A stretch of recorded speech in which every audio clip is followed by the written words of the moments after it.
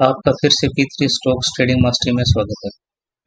दोस्तों, हमारा mission share बाजार के बारे में आपको अधिक से अधिक जानकारी देने का है, ताकि इस भ्रांति को दूर किया जा सके कि शेयर बाजार में पैसा निवेश करने से हमारा पैसा डूब जाता है। क्योंकि आज भी हमारे देश में लगभग 90% लोगों को इस बारे में सही जानकारी नहीं है और वो वही सोचते हैं जो वो आज तक सुनते आ रहे हैं। आपको शायद पता होगा कि हमारे देश में लगभग सिर्फ 3 से 5% लोग ही शेयर बाजार में निवेश करते हैं, जबकि दूसरे विकसित देशों में लगभग 40 से 50% लोग निवेश कर रहे हैं। ये सिर्फ इसलिए है क्योंकि हम सुनी सुनाई बातों पर भरोसा करते हैं और खुद इसके बारे में जानकारी लेने की कोशिश नहीं करते। मैं कोशिश करूंगा कि शेयर बाजार के बारे में मैंने जो आज तक सीखा है वो आपके साथ शेयर करूं, ताकि कुछ भ्रांतियों को हम दूर कर सकें। मैं ये जानकारी सिर्फ आपको एजुकेशन पर्पज के लिए ही शेयर कर रहा हूँ। हम किसी भी निवेश के लिए आपको कोई गाइडलाइन नहीं देते, वो आप अपनी जानकारी के आधार पर ही निवेश करें। अब शेयर मार्केट क्या है और शेयर मार्केट में हम निवेश कैसे करें, इसके बारे में मैं आपको थोड़ा ब्रीफ करके बताता हूँ।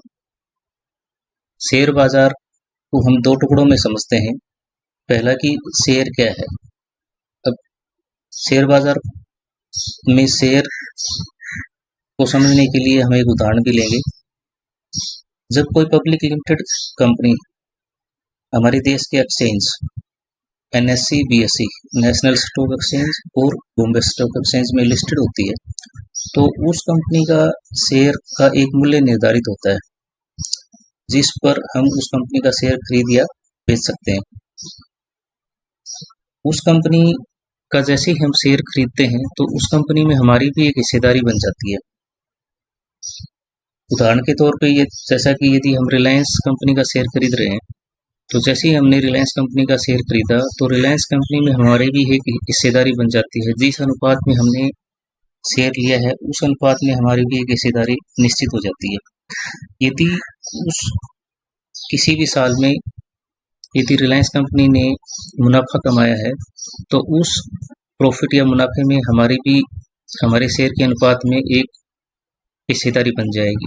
और यदि रिलायंस कंपनी उस साल प्रॉफिट में न रह के लॉस में रहती है, घाटे में रहती है, तो हमारे शेयर के अनुपात में वो लॉस भी हमें बियर करना पड़ेगा। तो यदि किसी कंपनी का शेयर हम खरीदते हैं तो सीधे सीधे हम उस कंपनी के प्रॉफिट में और लॉस में हिस्सेदार बन जाते हैं। अब बात आती है कि हम शेयर खरीदें कैसे। अब जैसे कि हमें हमारे पैसों के लेन देन के लिए सेविंग अकाउंट किसी भी बैंक में ओपन करना पड़ता है, तो वैसे ही शेयर को खरीदने और बेचने के लिए हमें एक डीमैट अकाउंट ओपन करना पड़ेगा। ये डीमैट अकाउंट किसी भी बैंक में या किसी भी ब्रोकर के पास हम खोल सकते हैं, क्योंकि ब्रोकर जो होते हैं वो NSE और BSE के मेंबर होते हैं और उन मेंबर के पास ही हम डीमैट अकाउंट ओपन कर सकते हैं। जैसे ही हम डीमैट अकाउंट ओपन करेंगे, डीमैट अकाउंट के थ्रू हम किसी भी कंपनी का शेयर NSE या BSE की साइट पर जाके खरीद सकते हैं। जैसे हमारा पैसा सेविंग अकाउंट में रहता है, वैसे ही हमारे जो शेयर हैं वो डीमैट अकाउंट में रहेंगे। वो हम लंबे टाइम तक उसको वहाँ पे डीमैट अकाउंट में रख सकते हैं, जब चाहे उनको खरीद सकते हैं और जब चाहे हम उसको बेच सकते हैं। ये मैंने एक आपको ब्रीफ बताया है। अभी आने वाले टाइम में मैं आपको इसको डिटेल से बताने की कोशिश करूँगा, ताकि आप इसके बारे में अधिक से अधिक जानकारी ले सकें। मैंने आपको कल बताया था कि 16,300 से 16,450 के बीच में जो प्राइस का मूवमेंट रहेगा वो एक साइडवे मूवमेंट रहेगा।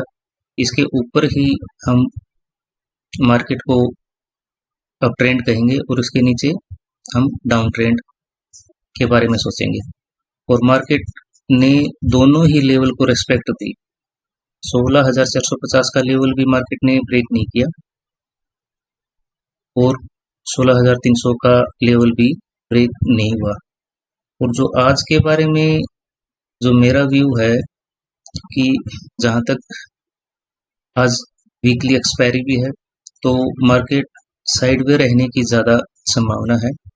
और फिर भी यदि इन दोनों लेवल में से कोई लेवल प्राइस ब्रेक करता है, यदि ऊपर की तरफ ब्रेक करता है, एक स्ट्रॉन्ग कैंडल यहाँ पे देके, और इसको ब्रेक करने के बारे में प्राइस जहां तक मैं सोच रहा हूँ कि इसको रिटेस्ट करने के बाद यदि हम कोई ट्रेड लें तो उसको हम लंबे टाइम तक राइड कर सकते हैं। और यदि मार्केट नीचे की तरफ इस लेवल को ब्रेक करती है और वापस इस लेवल को रिटेस्ट करती है तो हम डाउन साइड में भी एक बड़ी रैली देखने को हमें मिलेगी। तो आज आपको सिर्फ ये ध्यान रखना है कि इस लेवल में यदि मार्केट, इस जो जोन में मार्केट यदि रहती है तो हमें कोशिश करनी चाहिए कि कोई ट्रेड न लें, क्योंकि यहाँ से मार्केट क्या मूवमेंट लेगी इसके बारे में अभी कुछ कहा नहीं जा सकता। लेकिन यदि इन दोनों लेवल को एक स्ट्रॉन्ग कैंडल से ब्रेक करती है तो हम 16,450 से ऊपर अप ट्रेंड के लिए तैयार रह सकते हैं और 16,300 से नीचे डाउन ट्रेंड के लिए तैयार रह सकते हैं। तो आप इसका जल्दबाजी न करें, इसके लिए थोड़ा वेट करें और उसके बाद ही अपना एक सेटअप तैयार करें एक पोजिशनल ट्रेड के लिए। थैंक यू, धन्यवाद आपका। और आपसे रिक्वेस्ट है कि आप हमारे चैनल को सब्सक्राइब करें, शेयर करें और लाइक करें ताकि हमें और अच्छे वीडियो बनाने के लिए मोटिवेशन मिलता रहे।